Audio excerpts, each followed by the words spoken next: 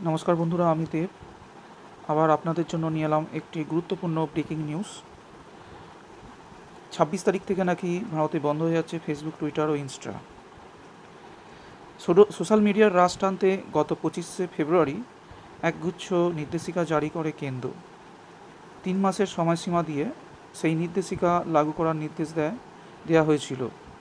সেই সময়সীমা শেষ হতে চলেছে আগামী 26শে মে। কিন্তু এখনও পর্যন্ত একমাত্র একটি ভারতীয় সোশ্যাল মিডিয়া কোম্পানিটি হলো সেই কোম্পানি ছাড়া আর কোনো মিডিয়া সংস্থার তরফে কেন্দ্রের এই নির্দেশিকার কোনো জবাব পাঠায়নি।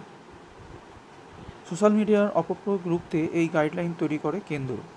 এই গাইডলাইন না মানলে সোশ্যাল মিডিয়ার সংস্থার বিরুদ্ধে পদক্ষেপ নেওয়া হবে বলে স্পষ্ট করে দিয়েছিল কেন্দ্রীয় মন্ত্রী রবিশঙ্কর প্রসাদ।